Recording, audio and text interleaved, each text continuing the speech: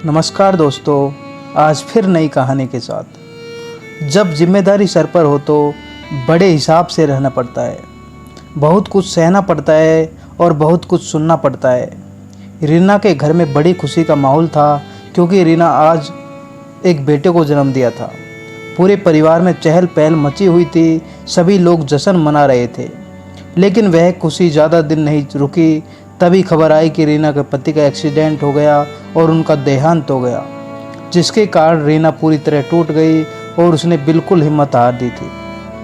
रीना इस सदमे से काफ़ी महीने तक इस सदमे से बाहर नहीं आई। रीना जीना नहीं चाहती थी। वह चाहती थी कि वह अभी आत्महत्या करके मर जाए। वह हमेशा सोचती रहती थी कि वह अपने पति के बिना कैसे जिएगी, कैसे अपने बच्चे को पालेगी और उस छोटे से बच्चे को कैसे परवरिश करेगी। लेकिन फिर भी रीना ने हिम्मत नहीं हारी।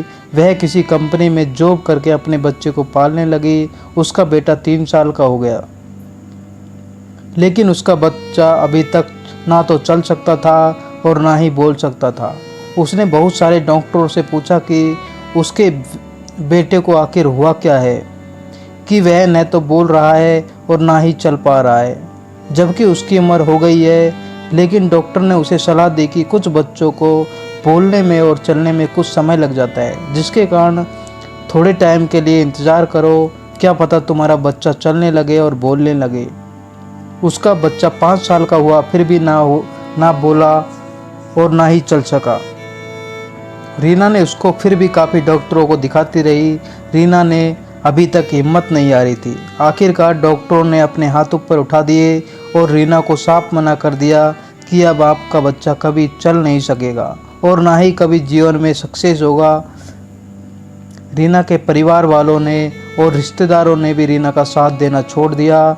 रीना की सास ने तो यह तक कह दिया कि यह बच्चा हमारे किसी काम का नहीं है, इसे किसी अनाथ आश्रम में छोड़ आओ। लेकिन रीना दुखी होकर चुपचाप अपने परिवार और अपनी सास की बातें को सुनती रही।